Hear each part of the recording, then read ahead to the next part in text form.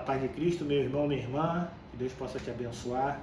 Quero te pedir, antes de mais nada, que você possa se inscrever, apertar em todas as notificações para que você possa receber todo o nosso conteúdo, que você possa também curtir, que você possa comentar e que você possa fazer algo para o reino do Senhor, que é compartilhar. Compartilhe esse vídeo que está por vir, não deixe de semear na vida das pessoas. Muita gente necessita ouvir a palavra de Deus.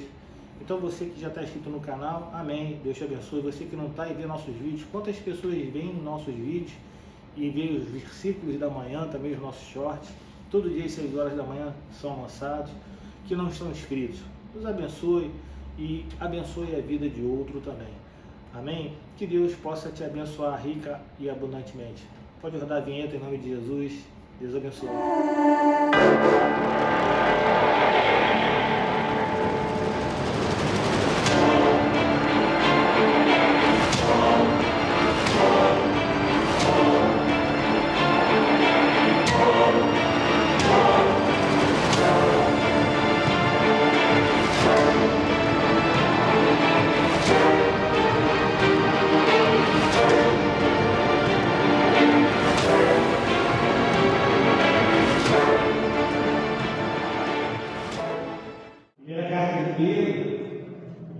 Capítulo 2, verso 9. Eu botei um título bem grande, né? Os vínculos e compromissos e relacionamentos da congregação. Amém.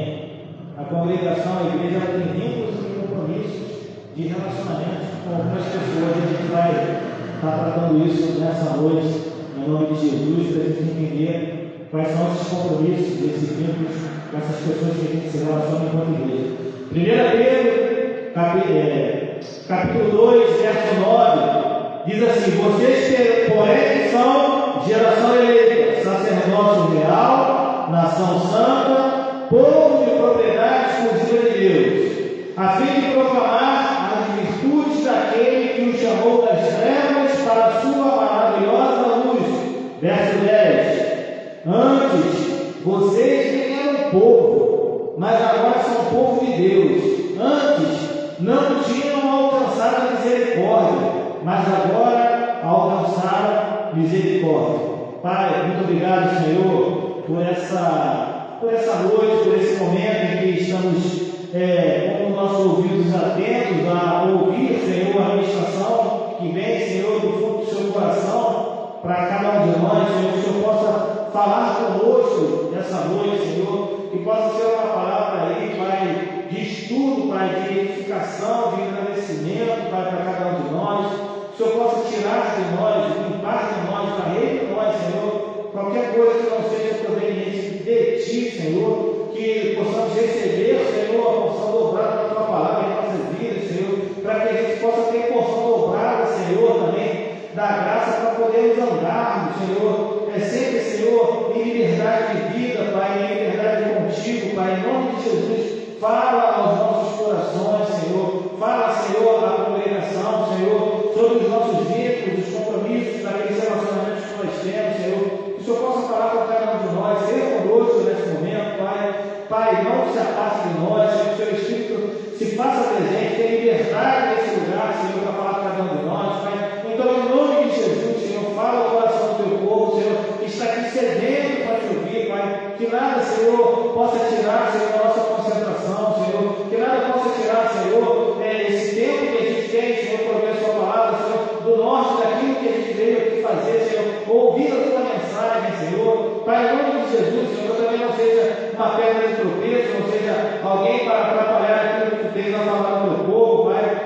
Que eu possa, Pai, ser usado apenas para ficar calado, Senhor, tirar o meu egocentrismo de mim, Senhor, para que o Senhor possa, em nome de Jesus, trabalhar, Senhor. Que eu possa ser um canal limpo para que o Senhor possa trabalhar, Pai. Então, trabalha também na minha vida, trabalha na vida do Teu povo, Senhor, e glorifica Teu nome nesse momento. Nós estamos fazendo em nome de Cristo, que todos digam amém e amém.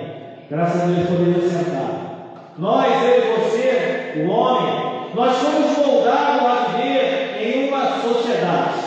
Não há como vivermos, eu e você, isolados do mundo, principalmente nesse mundo contemporâneo, onde cada vez mais a distância é mitigada pela globalização e o evento da internet. O que acontece do outro lado do mundo, em segundos nos é mostrado aí pela internet, você com o seu celular, está nas palmas da sua mão. Então nós nascemos para viver em sociedade. Você, quando acorda, você se arruma, você, não sei se você tem um hábito, mas já comprou o pão, você tem que falar para a pessoa lá, eu quero um real de pão, eu quero tanto de pão. Você já está se relacionando com ela, mesmo que você não seja uma relação, não vai ser uma relação em que você tem que falar, a pessoa tem que ouvir, ela tem que responder, e você começa a se relacionar. Eu não sei se você já parou, e eu essa semana fiz isso, eu parei para analisar quantas pessoas eu parei no dia.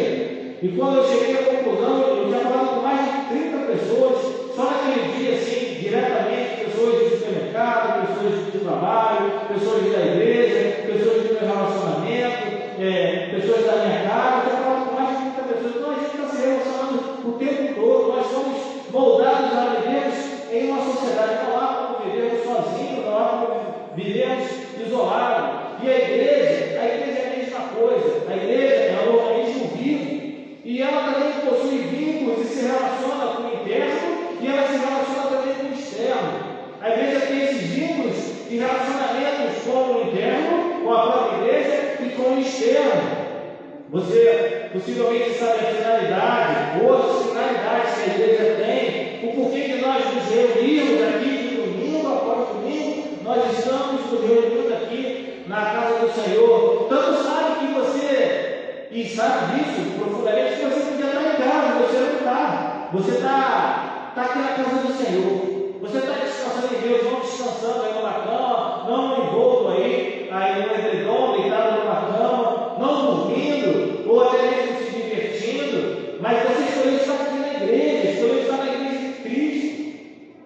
Por você estar aqui agora, eu tenho a compreensão que você deve saber a sua importância, você deve saber a sua missão enquanto igreja e o seu propósito também enquanto igreja. Então, se a gente sabe quem nós somos, nós temos ideias de nossos compromissos, temos que ter a consciência que devemos conhecer também quais são os compromissos dos nossos relacionamentos como igreja. Mas aí fica aquela pergunta, pastor, mas quais são as pessoas com quem a igreja se relaciona? E qual é o vínculo de cada relacionamento que a gente tem com essas pessoas que a igreja se relaciona? Eu me relaciono. Então, nessa noite no culto de celebração a Cristo, nós vamos tratar desses relacionamentos que a igreja tem e dos vínculos que esses relacionamentos que a igreja tem com as pessoas internas e externas, e que devem ser primordiais para que a gente possa ter uma saúde espiritual, para que a igreja possa ser saudável espiritualmente e que faz a igreja prosseguir sempre vitoriosa e sempre vigorosa. Pois bem, o primeiro relacionamento que a congregação tem é com Deus. O nosso primeiro relacionamento é com Deus. E o vínculo desse relacionamento com Deus é a nossa adoração. Nós somos vinculados nesse relacionamento com Deus pela nossa adoração. No nosso compromisso de relacionamento com Deus, a nossa adoração é a maior missão da igreja.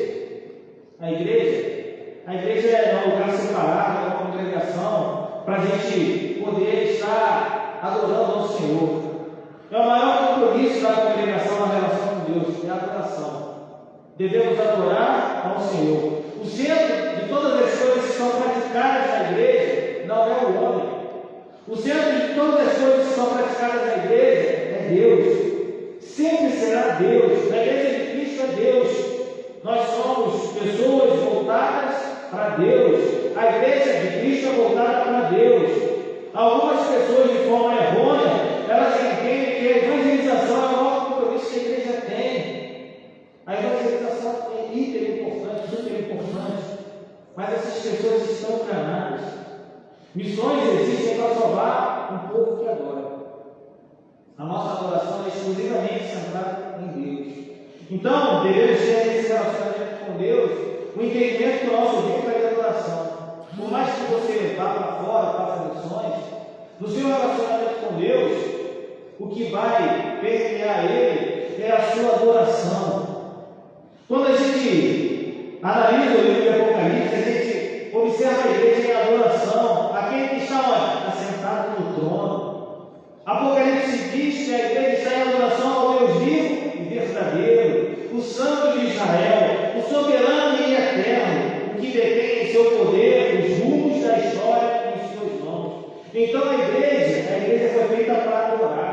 O nosso primeiro relacionamento é com Deus. O seu primeiro relacionamento é com Deus. Você, enquanto igreja, enquanto membro da igreja, e o vínculo é adoração. No mesmo livro, Apocalipse, a gente encontra a congregação adorando o cordeiro que foi morto, o leão da tribo de Judá, aquele que venceu a morte para abrir o livro da vida e seus 7 selos. A adoração a esse Senhor tem a ver com o interior e não com o formato litúrgico que a gente faz aqui. A gente podia começar com o louvor e depois a pregação, e depois o ofertório, aí uma coisa ou outra. A liturgia pouco importa. Importa é o que você tem por dentro. E a gente adora o Senhor em todos esses momentos. No momento do louvor, no momento do ofertório, no momento que a gente entra aqui nessa igreja, a gente está em adoração. A igreja está em adoração. A adoração a Deus ela deve ser baseada em nossa sinceridade, em nossa alegria, e uma alegria verdadeira. Porque tem gente que vem para a casa do Senhor e aí está até bem arrumada, parece que está feliz, parece que ele vai querer adorar, mas ele senta.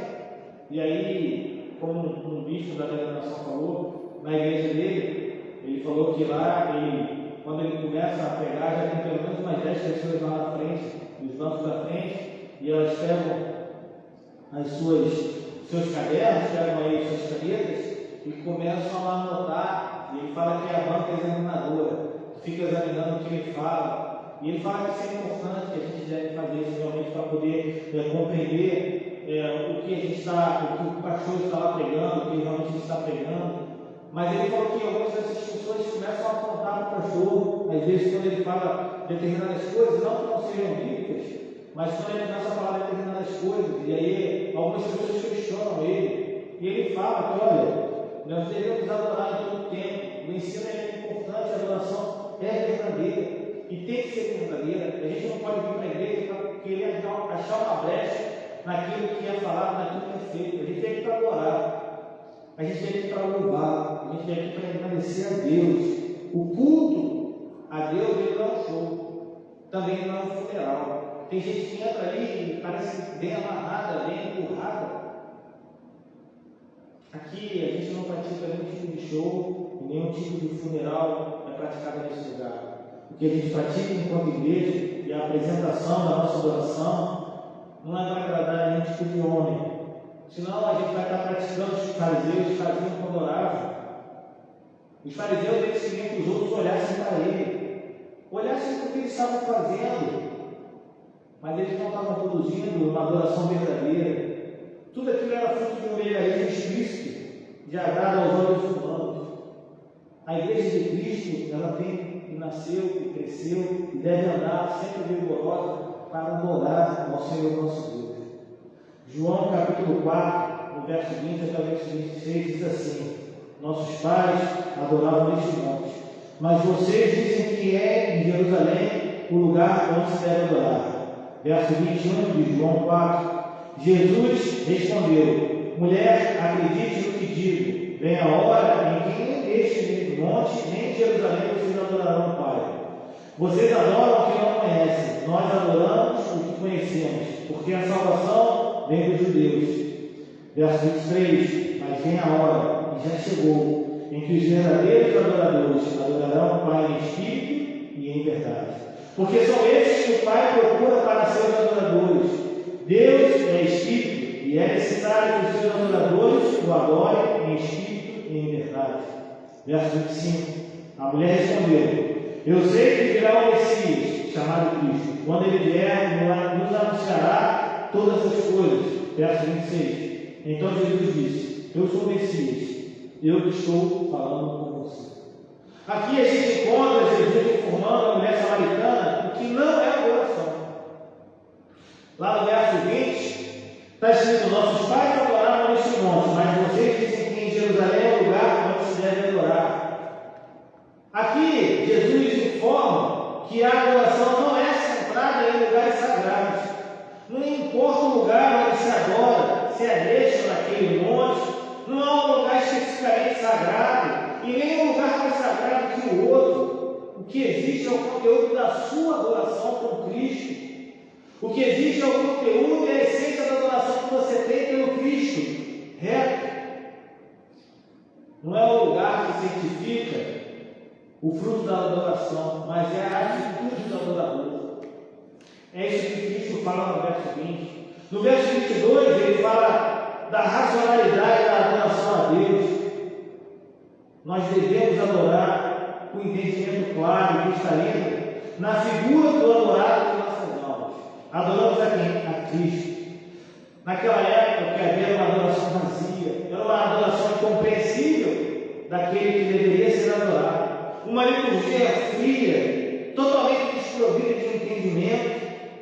E no verso 25 e 26, Jesus diz que a adoração é centralizada na pessoa dele.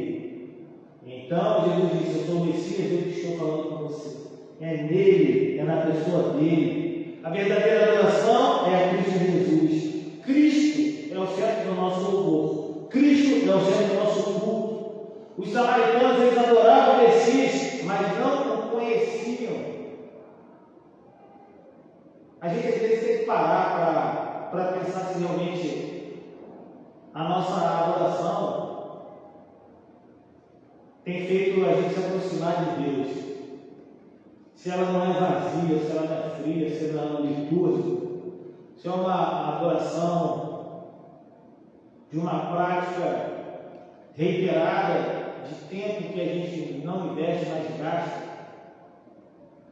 A gente vai na igreja porque é dia de igreja. A gente não vai na igreja porque é dia de igreja. A gente vai na igreja para adorar o Senhor. A gente não vem na igreja porque, não, hoje tem culto, então eu vou na igreja. Não, você vem no culto, você vem na igreja prestar culto ao Senhor. Aqui o que a gente faz é prestar culto ao Senhor. Se adorarmos sem Cristo ser o centro da nossa adoração, de nada vale o tempo que a gente adora.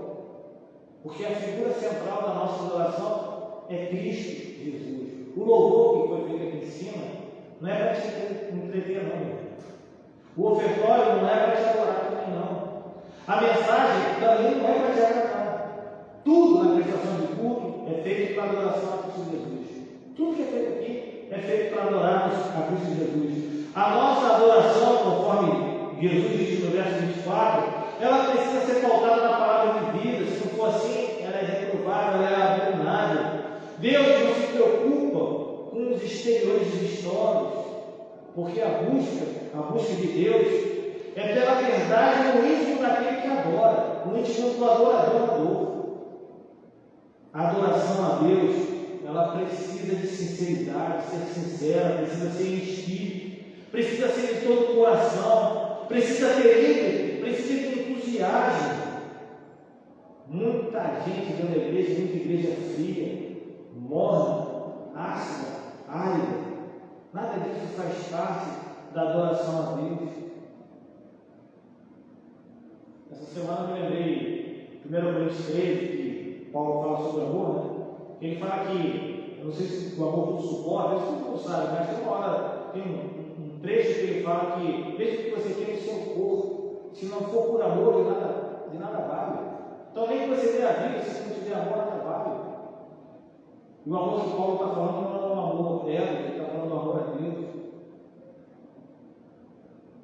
Aquele que adora, ele necessita compreender que a sua vida deve ser uma vida de adoração.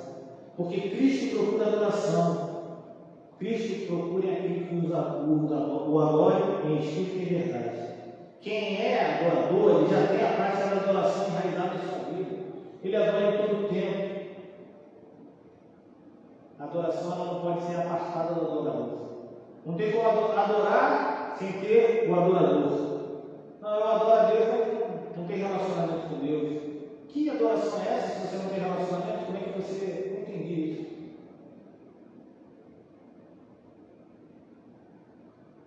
Deus preferiu a vida de Caim antes de preferir a oferta e o culto de Caim. Se a nossa vida não estiver correta com Deus, o nosso culto é um insulto a Deus, você diz? Que o nosso culto seja sempre um culto correto com Deus. Há um reverendo metodista, em Bônus, que disse: nós estamos procurando melhores métodos, enquanto Deus está procurando melhores homens. Deus não unge métodos, Deus unge homens. Deus ele não usa homens com poucas capacidades, não. Mas ele usa homens que querem ser benevolentes e santos, homens que procuram ser separados, homens que procuram ser alvos. Adoração não é performance diante de homens, e sim da sinceridade de coração inerente diante de Deus. Isaías disse: este povo me honra com seus lábios, mas seu coração está longe de mim. Davi, lá no Salmo 21, ele entendeu que Deus busca a verdade no íntimo. Aquele que adora entende que o cotidiano da sua vida anda de mãos dadas com o culto na igreja. Pois se não for assim, de nada vale a sua expressão de louvor a Deus. Paulo em Romanos 12:1 informa que o culto racional não é apenas um tempo de louvor e ministração que temos na igreja, mas sim a oferta do nosso corpo a Deus da dinâmica da vida. Jeremias, no capítulo 7, de 1 a 15, ele declarou o risco de uma reforma externa sem uma transformação interna e a falsa confiança no templo, no culto, na liturgia. Meu irmão e irmã, em nome de Jesus, seu tempo é perdido se Cristo não for honrado por sua vida nesse local. Está perdendo tempo. E esse deve ser o entendimento daquele que agora. Malaquias fala dos sacerdotes que não davam honra a Deus. Sacerdotes que desprezavam o culto, ofereciam qualquer coisa e não sempre o melhor, realizavam a obra do Senhor sem nenhum tipo de compromisso de adoração em seu íntimo. E Deus repreendeu a eles. Recomendou que se continuasse assim, eles deveriam apagar o fogo do altar e fechar a porta da igreja, porque era perda de tempo. Foi Deus que fez isso. Foi você lá em Malaquias. É o livro do Velho Testamento. A quem nós estamos honrando? A quem nós estamos honrando quando cultuamos? A nós mesmos? A quem nós estamos enganando? A nós mesmos? Ou estamos realmente adorando a Deus? Tocamos e cantamos porque gostamos ou fazemos para glorificar aquele que é digno? O fariseu, ele gostava de cantar com um grande espírito dentro do espírito. Ele cantava. Mas o que ele cantava dentro do espírito dele. O segundo relacionamento que nós temos é o relacionamento interno, é o relacionamento com a própria igreja. E o vínculo da relação é a gente realmente agora sim alcançar a excelência em propagar o Evangelho, em evangelizar as pessoas que estão lá fora. Esse é o nosso vínculo que a gente tem com a igreja. Quando a igreja de Cristo entende que o corpo, e que é um corpo, e que deve ser um corpo bem coordenado, onde cada membro exerce sua função vital para a saúde próspera desse próprio corpo, a igreja cresce em maturidade. Quanta criança dentro da igreja, quanta gente animada dentro da igreja, quanta gente com tempo aí, corrido de evangelho, mas com pouco entendimento, com pouca maturidade. A gente não é uma multidão qualquer, nós não somos uma multidão qualquer, nós temos uma missão. Nós somos, como diz lá no texto central, sacerdotes santos, e a gente precisa informar isso ao mundo, para que a gente possa gerar fruto de arrependimento nessas pessoas. Esse relacionamento que nós temos com a igreja deve ser sempre esse: alcançar a excelência da evangelização. O potencial da igreja deve ser revertido a múltiplos perdidos, para a gente falar do amor de Deus, da salvação, da libertação em nome de Cristo Jesus.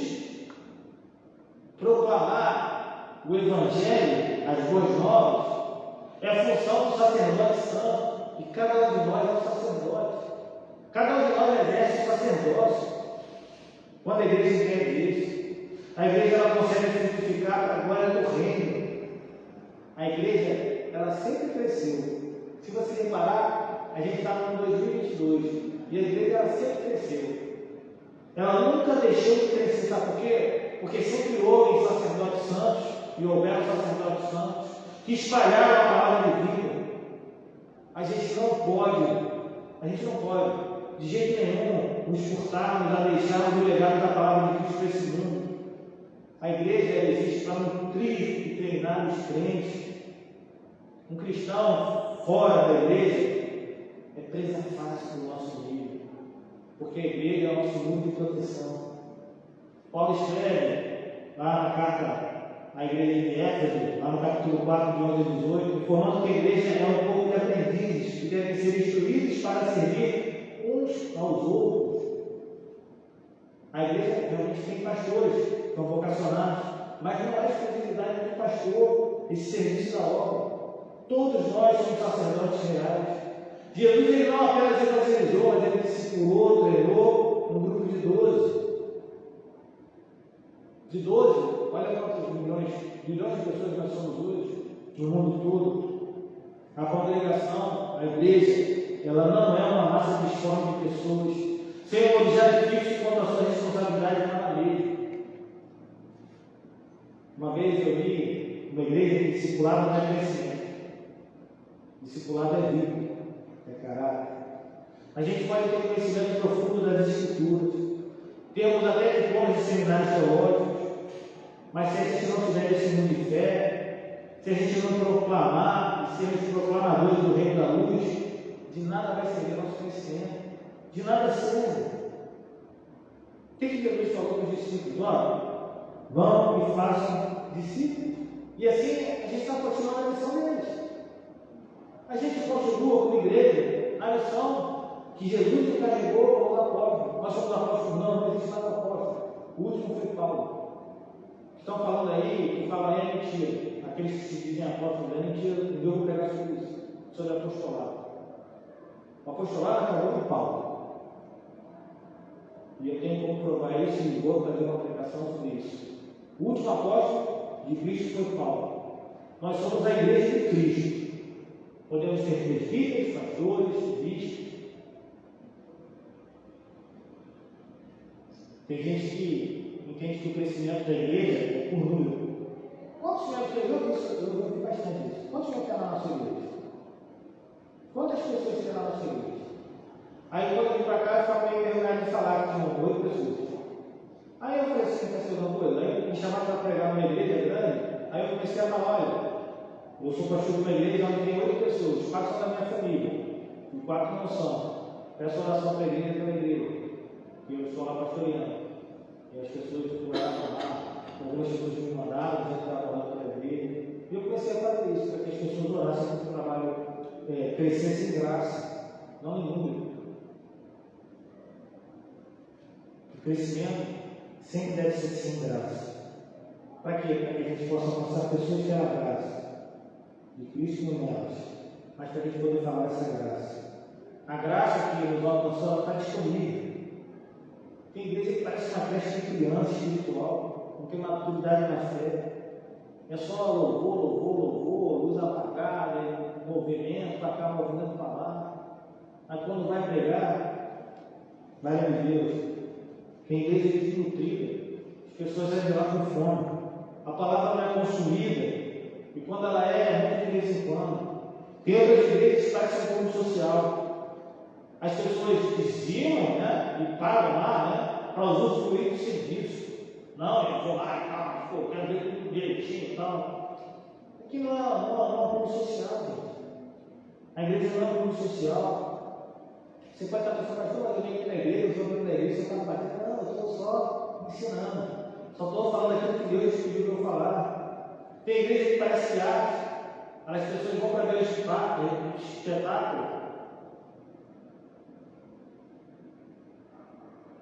Meu irmão, depois que o Cristo foi consumado naquela cruz, o véu do templo se rasgou de alto a baixo. Nós não somos um prédio, nós somos pessoas cheias de Espírito Santo de Deus. Nós somos o corpo de Cristo. Nós temos muitos membros e cada membro exerce o seu trabalho, a sua função. Mesmo aqueles que não aparecem tanto, têm uma função fundamental para a saúde do corpo. A igreja é lugar de unidade e diversidade, porque nós somos diferentes uns dos outros. Não queira medir seu irmão para a tua praga. Não quero pedir ele do jeito que você acha que ele deve ser, conforme você é. Não faça isso. Não faça isso porque o seu irmão é diferente de você.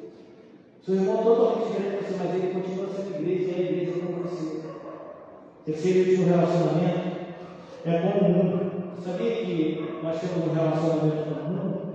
E nós temos um vínculo de relação com esse mundo, sabia disso? Você tem esse vínculo? E sabe qual é esse vínculo que te relaciona com o mundo? É seu testemunho de fé. A igreja se relaciona com o mundo pelo vínculo deste mundo de fé. Eu penso que grande parte da igreja nunca levou outra pessoa do mundo para conhecer Cristo. Se cada pessoa, durante a sua vida cristã, levasse uma pessoa que não conhece a Cristo para dentro da casa do Senhor, eu acho que a gente avançava na gente. Uma pessoa que nunca teve uma ideia da experiência com o Senhor, eu acho que a gente alcançava mais pessoas. Isso às vezes é fruto da nossa displicência, mas em outras vezes, isso é o nosso testemunho que é moldado. Às vezes damos mau testemunho. Tem muito cristão, crente que não sabe que é testemunhar da fé em Cristo no mundo. Atos 1:8 diz: mas vocês receberão poder ao descer sobre vocês o Espírito Santo. E serão o quê? E serão minhas testemunhas, tanto em Jerusalém como em toda a Judéia e Samaria até os confins da terra. O Espírito Santo, ele foi derramado, esse poder foi derramado, e nós somos testemunhas de Cristo. E nós devemos testemunhar a nossa fé em Cristo. E veja bem, e novamente eu reitero, Atos 1:8 diz assim: mas vocês receberão poder. Você sabe com quem Jesus estava falando isso? Com 120 pessoas, e só tinha 12 apóstolos. Então, não era para os apóstolos apenas o poder que foi dado, mas para todos que estavam lá, todos os crentes. E aí eles começaram a pregar a palavra, e a gente chegou até aqui, até esse momento.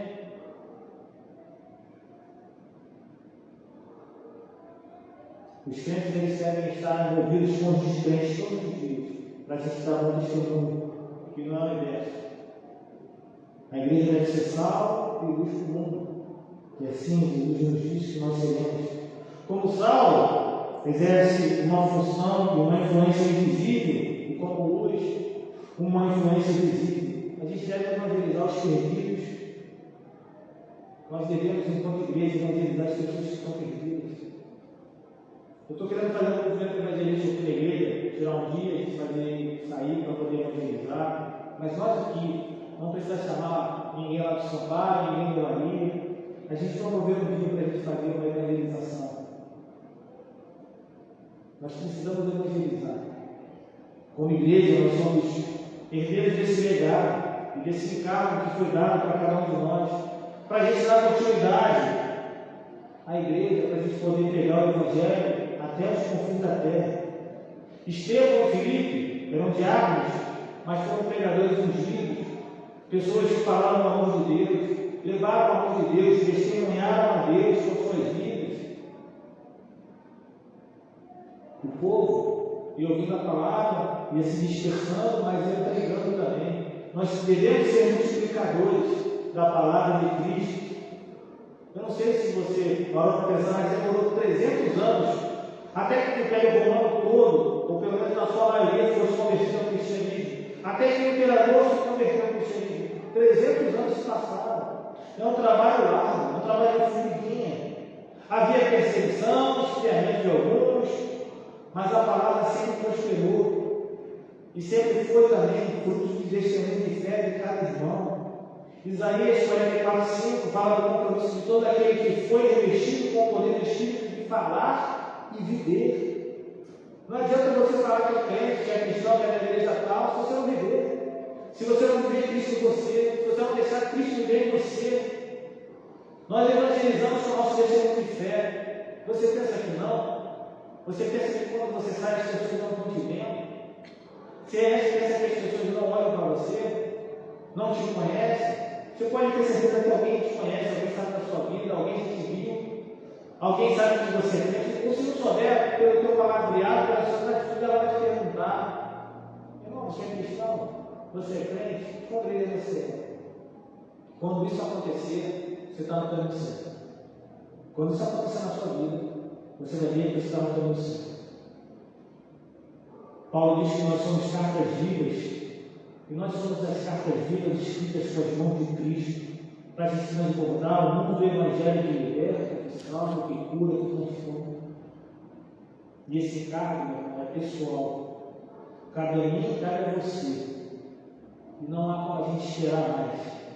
A igreja foi comissionada para fazer discípulos.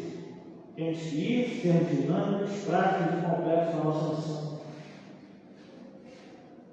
Eu quero lembrar para você, quando eu posso, que o começo da igreja, o evangelho foi propagado de casa em casa, reuniões em cavernas, não havia propriedade nem templos, e ela sempre cresceu nas reuniões, muitas vezes ao som do sussurro, às vezes apenas em oração, mas com poder e glória. A igreja sempre cresceu. Adoração a Deus, igreja com excelência na evangelização, testemunho de fé no mundo. Isso tudo são os nossos vínculos e os nossos compromissos com aqueles que nós nos relacionamos. Que possamos continuarmos a ser uma igreja. Não olhemos para o lado e olhemos esse banco vazio e desistir do nosso coração, muito pelo contrário. Que a gente, em vez de pensar assim, a igreja está vazia, que a gente olhe para o banco e fala assim, eu vou botar para isso aqui. Eu vou falar do evangelho, vai falar para isso aqui, vai ser salvo, vai ser curado, vai ser livre. Que seja um estímulo às igrejas, aos bancos vazios, que não seja um motivo para você se decepcionar. Que seja um estímulo para você propagar a palavra de Cristo. Você tem que ser estimulado quando você olha a igreja vazia. Eu, quando vejo a igreja vazia, eu fico estimulado. Me estimula, não me abate na mão, já me abateu na mão, não me abate na mão. Eu fico estimulado a falar do evangelho de Cristo. Seu coração arde na adoração, na evangelização, numa testemunha de fé. Curva a tua cabeça, fecha teus olhos.